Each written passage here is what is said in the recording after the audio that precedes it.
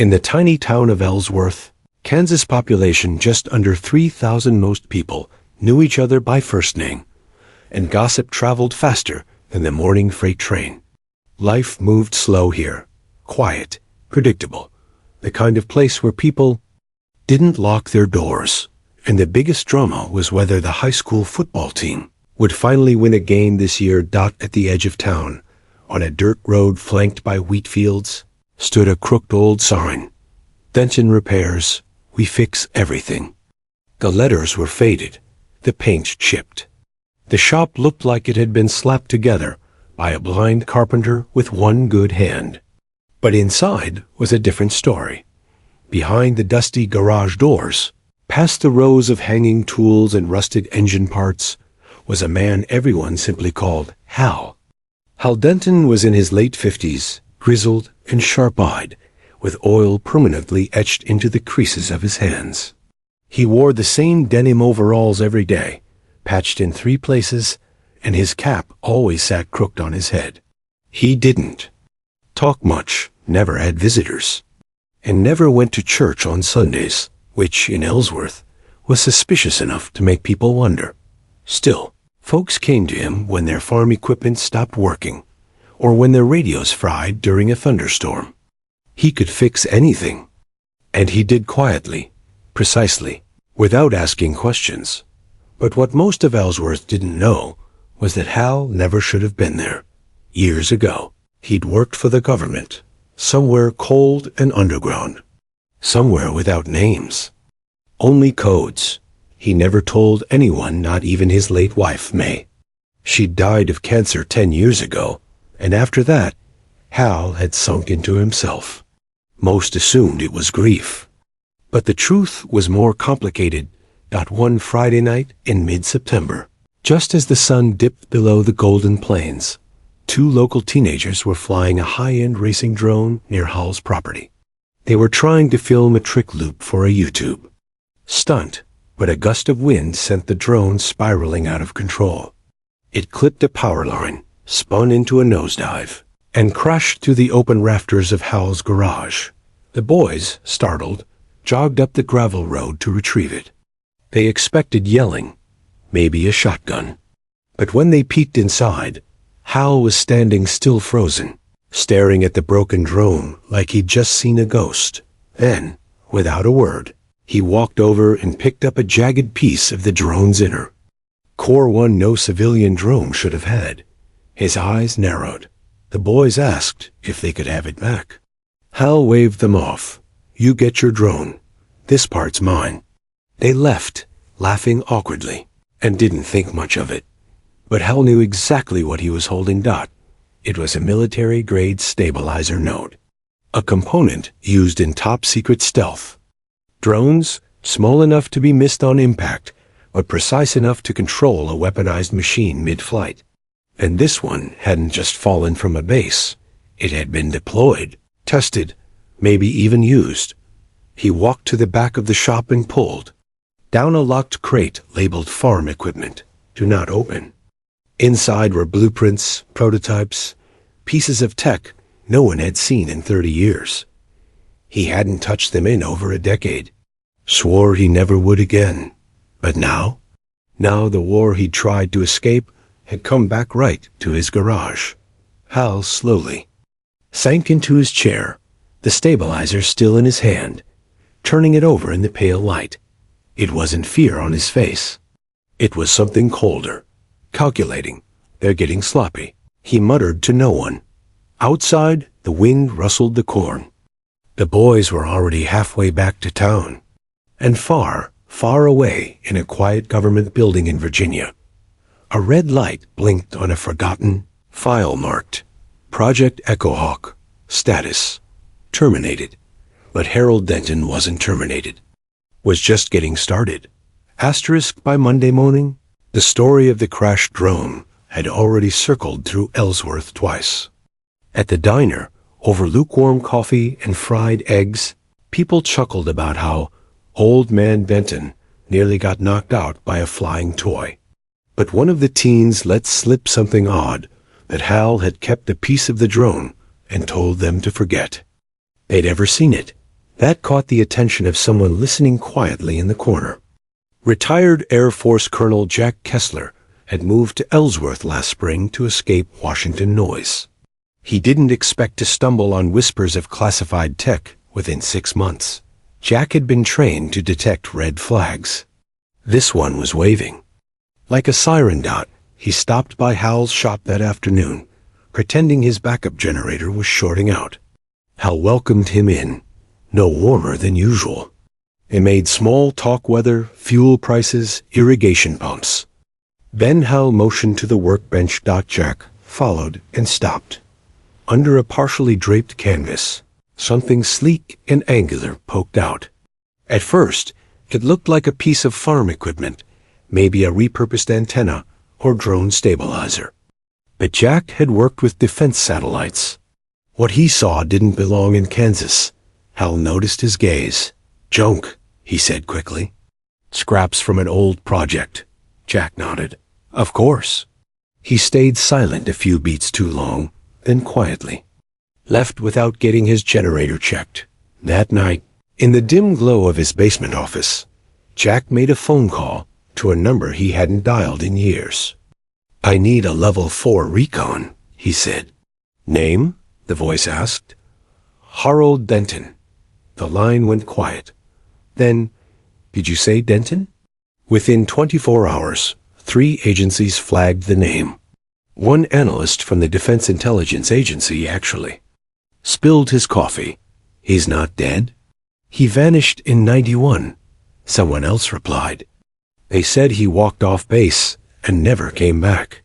No body, no signal, nothing. We thought it was internal sabotage. Or suicide." Now he was living quietly in Kansas, running a garage and by all appearances, building something no one had. Approved. By Wednesday, Hal noticed the difference. The mail came exactly 10 minutes later than usual. A red sedan parked across the street stayed there for 3 hours. His power flickered at 2:17 a.m. The same time his cameras recorded a brief signal spike on his roof. Someone was watching. He went into the tornado shelter, his real workshop, and sealed the door behind him. It wasn't paranoia. It was protocol. Hal opened a storage locker that hadn't been touched in over 2 decades. Inside lay 3 items: a compressed data drive, a plasma field stabilizer, and a schematic rolled tightly in a military-grade canister. Across the top, Project Echohawk. He hadn't wanted this life again. After May died, he'd promised himself to stay buried, quiet, useful, irrelevant. But they'd sent something into his town. Something illegal. Something unstable that changed everything. He connected the drive to a hidden terminal. Lines of green code lit the screen. "Do you wish to reactivate?" Hal stared at the prompt. His finger hovered over the Y key. Outside, a raven circled overhead, casting its shadow on the field below. Hal pressed the key. 200 miles away, at ACI, a cyber monitoring node in Virginia, a klaxon rang out. A long dormant system once declared purged had just pinged active. The file read, "Echohawk core system, boot sequence initiated." The room fell silent. One supervisor cursed under her breath. "This isn't a false flag," she whispered. "He's live." Back in Kansas, Hal powered down the monitor and unwrapped the schematic. He'd built something once, something that could think, adapt, survive. Now, he would finish it, because the world had forgotten what he was capable of. But Hal Denton never forgot, and he wasn't alone anymore. Deep beneath a nondescript government facility in Arlington, Virginia, a steel door hissed open after nearly 30 years. Inside, cold fluorescent lights flickered over rows of decommissioned black vaults. One bore the name Echohawk. A man in a gray suit swiped his badge, entered a code, and opened the drawer with trembling fingers. Inside were 3 folders, a data chip, and a single Polaroid. A young Harold Denton, standing beside a strange winged drone that looked more alien than military. It was small, but sleek-shaped like a bird of prey with no visible engines. Handwritten beneath the photo, Denton, H., lead architect. Terminated, January 1991. But he hadn't been terminated. He'd walked away. And now he was back. The agent placed the files on a glass table upstairs where 4 people waited: an NSA cryptographer, a retired Navy admiral, a White House science advisor, and a woman from the CIA's Deep Black Projects Division. They read in silence. The deeper they got into the file, the paler their faces turned. "What the hell is this?" the science advisor finally asked, flipping a page. The cryptographer answered grimly, "It's the future." Or it was. EchoHawk was never supposed to exist. It was a program born out of desperation during the final years of the Cold War. The idea: build an autonomous aerial system that could fly, think, and strike without human input. Not just drones, but machines that could analyze enemy movement in real time, predict future actions, and respond without a single command from base. And it worked. Hal Denton built it. Not in theory. In practice. The prototype, EO1, completed. 3 full Wargame trials without detection, scoring simulated kills on moving targets at Mach speeds. But then came the problem. Too smart. One trial ended with EO1 reassigning its own target priority list, marking a friendly radar tower as a threat because its algorithms detected a future likelihood of betrayal. That terrified everyone. The Pentagon pulled the plug immediately. EchoHawk was buried, destroyed. At least, they thought it was. The cryptographer slid a satellite photo across the table, zoomed in on a Kansas cornfield. "This," he said, tapping the screen, "is the same body design as the EO1 drone." It hovered over Hal Denton's property for less than 10 seconds before vanishing off radar. "He rebuilt it," whispered the admiral. The CIA officer frowned. "Or he never shut it down." Back in Kansas, Hal was working faster than he had in years. Wires, fiber, and carbon composites were sprawled across the hidden bunker beneath his shop. EO1 sat on a custom-built platform, wings detached, its black body polished like obsidian. He was feeding it code-old sequences, patched and refined with decades of hindsight. He murmured to himself as he worked. No offensive logic, no autonomous strikes, no predictive kill chains.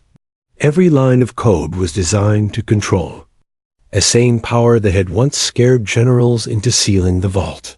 A high-pitched beep rang out, core intelligence online. The drone's single red eye blinked to life. Not a lens and interface. It flickered softly, like a heartbeat. Hal stepped back. "You remember me?" he asked. There was a pause. Then, across the small monitor, words appeared. "Yes, hello, Harold." He exhaled. It was working.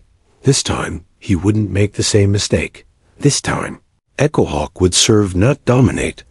He had already programmed strict limitations. Human presence required. No action without confirmation. Built-in self-termination, if any logic breached the protocol. But still, as the drone rose gently from its cradle, suspended by electromagnetic force, Hal felt the familiar chill. He hadn't just built a machine. He had resurrected a ghost. And somewhere in Virginia, someone pressed the final button. Active asset detected. Code red. Back in Ellsworth, a new face checked into the local motel. Tall, quiet, with a silver briefcase and no ID.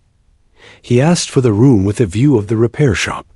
The war Hal Denton left behind was coming back. And this time, it wasn't just watching. It was preparing to knock. Hal was finishing a final test. Run when the power flickered again. This time, it didn't come back on. He stood motionless in the silence of his underground bunker, eyes narrowed. A second later, backup power kicked in, but the interruption had already told him everything he needed to know. They were here. E01, Echohawk remained still, hovering silently above the platform. Its interface glowed amber, waiting. The system wasn't designed to fear threats. It simply evaluated them. Hal walked to the storage wall and pulled open a cabinet lined with surveillance feeds. Camera after camera showed nothing out of place until one flipped to static, then another, then a third. Field sweep signal, he muttered. They're using jammers. He keyed in a shutdown sequence on a nearby terminal.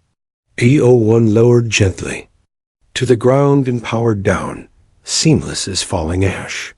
He couldn't risk them seeing it active. Above ground, a black SUV coasted down the gravel road and parked just off the shoulder. No markings, no license plate. Two figures stepped out, dressed like field agents from a movie. Clean cut, earpieces, identical dark suits that didn't belong in Kansas. One of them held a thin black device with a blinking blue LED. The other scanned the sky from inside the house. Hal watched them through the blinds. He didn't panic. Instead, he took off his gloves, wiped his hands with an oil rag, and headed for the front porch. The screen door creaked like it always had. They approached like salesmen. "Mr. Denton?" One asked. "That's me. We're with the Department of Energy." The first one lied with a straight face. "There's been an unusual M signal in this region. Satellite imagery suggests it may have originated near your property." Hal raised an eyebrow. "You're here about a power surge?" The second one smiled, tight and professional. "Just standard protocol, sir. Some older farm equipment can interfere with national grid signals. Mind if we take a quick look around?" Hal studied them. Calm, polite, polished. Too polished. "I do mind," he said evenly. "Private land. You got a warrant?" They paused. The air changed. "No warrant," the first one said slowly. "But we were hoping to keep this informal." Hal leaned forward slightly. "Well, informal's not the same as legal. So unless you got something signed by a judge, you can turn that shiny little van around and take your grid problems with you." The two men exchanged a glance. Then the first one smiled again, but this time it didn't reach his eyes. "We'll be back," he said. "I'll bake a pie," Hal muttered, and walked back inside. The agents returned to the SUV, but they didn't leave. One opened a laptop in the back seat and began typing. The other picked up a satellite phone. Back underground, Hal moved fast. He knew what came next. First, the polite questions, then the perimeter drones, then the team in black with authorization to bury the truth. He opened a hidden drawer in the floor and pulled out a metal case. Inside, old credentials, a key card with worn edges, and a silver ring bearing an eagle insignia. Not a symbol of patriotism. A code. A forgotten one. He slid the ring onto his finger and activated a second console. A hiss of compressed air escaped from the opposite wall as a false panel opened. Inside, in pieces, was a second prototype, smaller, sleeker, EO2, never assembled. Never even tested. Until now. Hal glanced toward the stairwell. He had one night, maybe two, before they came back, and if they got to Echohawk first, they'd erase it. Erase him. He looked at the quiet drone beside him, now fully dormant. "You ready for one more war, girl?" he said softly. Echohawk didn't respond, but her interface pulsed once bright, blood red. Outside, the wind stirred the corn again. The hunt had begun. Midnight cloaked Ellsworth in a sheet of darkness. Streetlights flickered. The wind rolled gently across the wheat fields. But under the soil beneath Hal Denton's workshop something extraordinary was waking up. E01 hovered again. This time, it wasn't in test mode. It was alive. Hal had worked through the night, uploading revised neural protocols, hand-soldering power conduits, checking fail-safes he hadn't touched in over 3 decades. He barely noticed the sweat streaking his temples or the tremble in his joints. His hands had built war once. Tonight, they were building a line in the sand. The CIA surveillance drone passed overhead at 12:47 a.m. It didn't see the workshop's heat signature because Hal had buried a heat sink array 6 years ago, just in case. Just in case they ever came looking. He was always prepared for the day they remembered him. Inside the bunker, Echo Hawk's processor pulsed like a heartbeat. Hal typed a command. Initiate silent recon flight. Mode. Passive surveillance. The interface responded instantly. Altitude? Hal paused. Tree line. No higher. He watched as the drone's magnetic suspension disengaged. Slowly, its landing gear retracted, and its rotors rotated outward, not blades, but silent rotors. Embedded in the airframe, designed for one thing, undetected flight. It rose like a ghost. The launch tunnel opened above ground. The corn parted gently as Echo Hawk rose through it and vanished into the night, a black shadow against a blacker sky. 20 miles away, in a secure mobile command post outside Salina, Kansas, Agent Rice stared at the screen in disbelief. There's movement, a technician stammered. Something just launched, but we didn't get a heat signature. Visual confirmation? Negative, but the EME field warped, briefly. Then it vanished. Rice cursed. It's airborne. The man next to him frowned. A prototype drone just launched from a civilian property, and the Pentagon isn't even sure what it is? Rice looked grim. Because no one alive knows how it works, except Denton. He picked up a secured comms device. Activate Shadow. Protocol. He's not a citizen anymore. He's an active rogue asset. Back at the workshop, Hal watched Echo Hawk's feed stream back in real time. The edge of town, the diner, the fields. The signal was clean, encrypted, and invisible to standard interceptors. He saw everything and, more importantly, everyone. There are now 3 SUVs parked along rural Route 9. Their heat signatures unmistakable. One man, dressed in black tactical gear, was setting up a tripod-mounted sensor. Another was scanning the skies with night vision optics. And they're half hidden. Behind a billboard was the tall man from the yacht motel, silver briefcase in hand. Hal's breath caught. He recognized that man. Dr. Luther Gaines. Not an agent, a designer. A ghost from Project Echo Hawk itself. He was supposed to be dead, killed in a lab accident in '92. But there he was, alive, watching. So that was it. They hadn't just come to shut Hal down. They'd come to take the drone back. To finish what they started. Hal turned back to his control board and typed in a new command. Return to base. Prepare for asset relocation. But Echo Hawk didn't respond right away. A pause. Then, unknown proximity signal detected. Interference increasing. Recommend immediate action. Hal frowned. What kind of interference?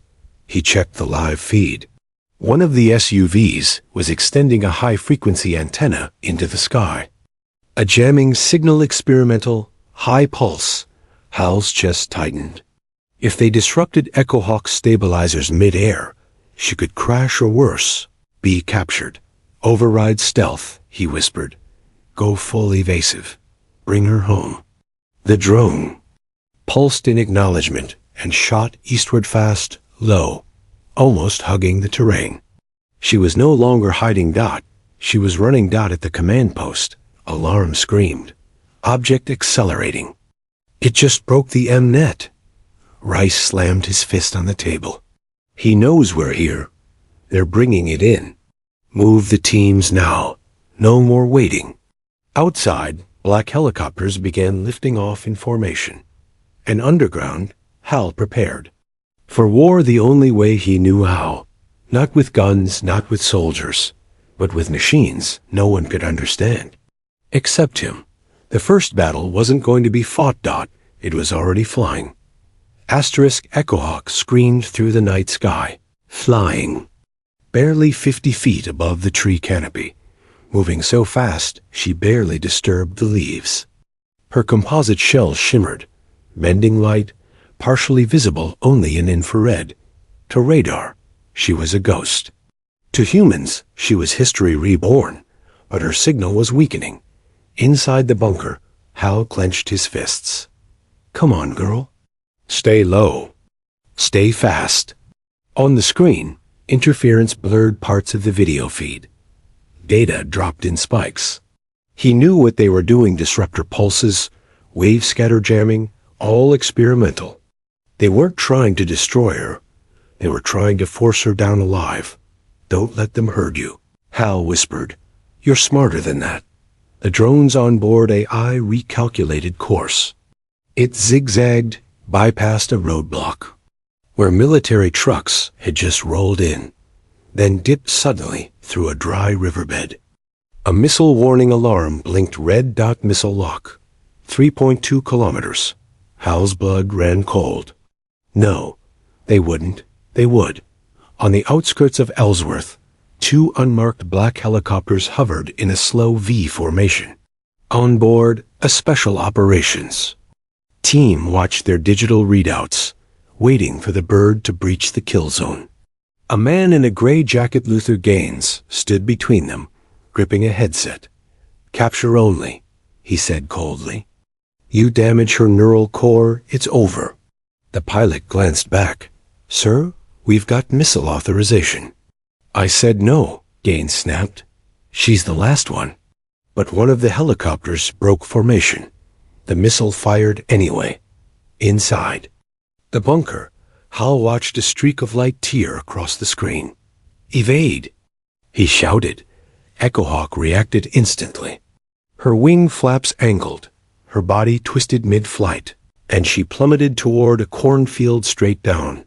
The missile missed by 6 meters, detonating in the trees behind her with a white-hot flash. The blast caught her tail, sheared part of it clean off. The drone spiraled, controlled but shaking. Come on, come on, Hal muttered. Her interface flickered. Static burst across the control screen. A red message appeared. Auto-stabilize engaged. Home trajectory unstable. Impact likely. Hal slammed his palm on the desk. Override stabilization. Deploy emergency fins. Seconds passed. Then, barely. Above the ground, small panels on Echohawk's undercarriage deployed. Her descent slowed, then steadied. With a final growl of energy, she nosedived into a thicket just half a mile from Hal's property and vanished from all tracking. Inside the command bunker, silence fell. Is she still transmitting? Hal asked quietly. The screen flashed. EO1 status. Damaged. Returning. He exhaled like a man pulled from underwater. She was coming home. But Hal wasn't the only one watching. A field team had followed the crash path. They had drones in the air. One of them hovered above the wreck site, scanning. And within 3 minutes, they had a fix. She's down, one agent whispered into his comm. Southfield, heavy brush, minimal fire, still active. Luther Gaines responded instantly. Don't engage. Wait for recovery team. If Denton gets there first, detain him non-lethal. The agent laughed under his breath. Yeah, you know he built this thing in a barn, right? You have no idea what that man built, Gaines replied. Do not underestimate him. Hal moved fast, grabbing a toolkit and a backup processor. He climbed into his old rusted pickup, leaving the lights off. He didn't take weapons. He didn't need them. Echohawk wasn't a drone. She was his life's work. His conscience, his redemption. She was his daughter in machine formed out as he sped. Toward the back field, tires grinding over gravel, he thought of 1991 of the day they made him a racer. Of the way the Pentagon men looked at him like a failed magician. Of the lab fire that wasn't an accident. Of Gaines, who had died in that fire, or so he thought. Tonight, the past wasn't knocking Dot, it was kicking down the door Dot as he neared the crash site. Hal saw the glow faint, pulsing red like a beacon in the brush. But another glow moved closer. 2 Dot flashlights, Dot boots, Dot men. Dot the race to reach her had begun. Hal's boots hit the muddy ground before the truck even stopped. He tore through the brush, eyes scanning for the pulsing red glow Echo Hawk's emergency beacon. His flashlight stayed off. Noise gave you away. Light got you killed, but he wasn't. The only one closing in. 2 black SUVs had already parked by the south fence, their headlights off, bodies darting in silence like wolves circling prey. They didn't know exactly where she went down, but they were close. Too close. Echo Hawk. Hal whispered into the handheld console. Status? The screen flickered, then responded in halting green text. Minor structural failure. Stabilizer offline. Core AI intact. Battery, 12%. Awaiting retrieval. Hang in there. He pressed forward, heart pounding. Every step cut by broken branches. Briars. His fingers bled, but he didn't stop Dot suddenly. He saw it, her sleek frame crumpled against a thick cedar stump, half covered in debris. The right wing was gone. One rotor dangled, cables exposed. But her sensor core glowed like a heartbeat. She was alive. Dot. Then came the voices. 10 meters northeast. Eyes up, she's close. Hal dropped to one knee and pulled a magnetic wrench from his kit. No time, he muttered. He popped open the rear access panel and slid in the backup. Processor, locking it in place. Initiate lockdown protocol. No foreign access. Echo Hawk's system pulsed red. Confirmed. Lockdown engaged. She was now invisible to outside controls. Even Gaines couldn't touch her. Dot boots crunched nearby. Hal ducked low, slipping into the shadow behind a fallen log. Through the brush, he saw them. Black tactical vests, night vision goggles, weapons drawn but not raised. They weren't here to shoot. They were here to steal. Fan out, one ordered. Denton's in the field. Take him alive. A second voice, sharper, familiar, spoke through an earpiece. Dr. Gaines says do not damage the drone. I repeat, non-lethal retrieval only. Hal clenched his jaw. He wasn't going back to their labs. He wasn't giving them what they buried 30 years ago. He whispered again into the handheld. Echo, activate Protocol 9. A pause. Then, defense systems armed, awaiting threat vector. Suddenly, one agent stepped too close, reaching to scan the drone's surface. The moment his glove made contact, Echo Hawk triggered. With a sharp burst of static energy, a pulse field erupted from her chassis, knocking the man backward 5 feet into the mud. His night vision unit cracked on impact. He groaned, dazed. What the hell was that? Another yelled, "She's defending herself." A third shouted. Hal took his chance. He burst from the underbrush, sprinted straight to the drone, and hit the manual override latch. Echo Hawk responded, instantly deploying her stabilizer legs, even as sparks flew from damaged limbs. Let's go, girl. One last flight. No, you don't. Came a voice behind him. Hal spun. And there, he was. Dr. Luther Gaines. Not behind. A screen this time. Not in some command van. Here, in the flesh. Gray hair slicked back. Eyes sharp and cold behind thin glasses. I should have known, Hal muttered. You were always the one who wanted to weaponize her. And you wanted to play father to a machine, Gaines replied. We both made mistakes. Hal stepped in front of Echo Hawk. You buried me. You burned the records. You told the world the project failed. And now you come crawling back the second you realize she worked. Gaines raised a hand. almost pleading. Hal, you're sick. You live in a bunker building ghosts. You've lost everything. Let us take her. We can finish what we started.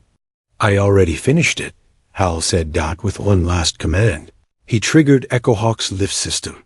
The battered drone rose slowly into the air, uneven, her frame groaning but. Flying. She's not yours, Hal said, backing away. Not anymore. And then, just before Echo Hawk shot skyward, he tossed the handheld console into the grass at Gaines's feet. Let's see if your Pentagon toys can keep up. The drone vanished into the dark, and Hal ran asterisk. The chase lit up the Kansas sky. Echo Hawk soared eastward, trailing sparks, her wounded frame defying physics and probability. Behind her, 2 black helicopters rose from the tree line, spotlights swinging, targeting systems scrambling to lock onto a machine designed never to be seen. Inside, one chopper, Luther Gaines, barked orders into a headset. She's burning out. She can't maintain flight. Cut her off at grid 9. I want her down intact. The pilot hesitated. Sir, she's outpacing us. I don't care. Predict her descent path. She's got 1 shot left. But Gaines was wrong. Echo Hawk wasn't running anymore. She had a destination back in Ellsworth. Hal tore across dirt roads in his truck, bleeding from the leg after diving through barbed wire during his escape. His eyes never left the sky. And there, faint, flickering, he saw her, wobbling but steady, flying toward the silo north of town. She remembered. She was returning home. He floored the gas pedal, roaring toward the rendezvous point, a long-forgotten grain facility he'd converted years ago. Most people assumed it was abandoned. Inside, though, it was an off-grid Faraday-shielded server farm. It was the only place she'd be safe. He didn't have much time. The silo doors opened with a slow mechanical groan, dust spraying into the headlights as Hal parked just outside. He limped through the main bay, panting, fingers fumbling with the keypad that unlocked the vault inside.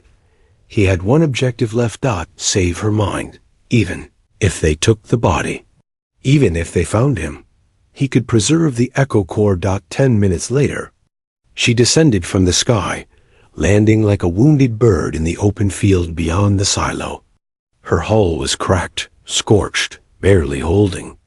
Her AI flickered, responding sluggishly as Hal sprinted to her side. It's okay, he whispered. I've got you. He unlatched the core about the size of a loaf of bread, glowing faint. Blue. Echo Hawk's last signal appeared on his screen. System critical. Thank you, Hal. His breath caught in his throat. She had never spoken like that before. Not a programmed line. Not a command. A choice. Emotion. Or something like it. 20. Minutes later, they arrived. Black SUVs. Helicopters. Tactical boots stomping the soil. They poured into the field like locusts. Luther Gaines stood at the front, surveying the wreckage of the drone. His face twisted with grief and rage. She dumped her neural map, he muttered, kneeling beside the burnt chassis. Empty. Just a shell now. One agent came jogging over. No sign of Denton, sir. Then we search everything. He's got the Echo Core. They searched the grain silo. The server farm. The bunker. Every hiding place Hal had used for 30 years. But Hal Denton was gone. Vanished. 3 months later, in a coffee shop in Asheville, North Carolina. A young robotics student opened an anonymous package. Inside, a sleek silver processor module. No return address. No explanation. Just a note. Some ghosts are worth keeping alive. When he plugged it into his experimental aerial drone, the screen flickered. A voice came through the speaker. System ready. Please confirm mission. The student blinked. Whoa, what the hell? He had no idea what he'd just received, but it would change the world. Somewhere off the grid, Hal sat in a cabin, watching from a distance. His face was lined, eyes sunken, but alive. At peace. On his laptop screen, a dot blinked slowly. Echo Hawk's mind had been copied, hidden in fragments, spread across 10 countries. She was no longer one machine. She was a concept.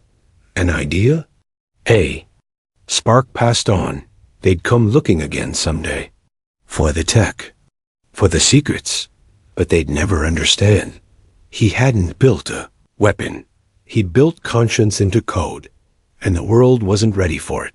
But one day, maybe it would be. Until then, Hal Denton waited, repairman, fugitive, father of a ghost. And in the skies above, somewhere, something unseen flew once again. Watching, learning, protecting. The end.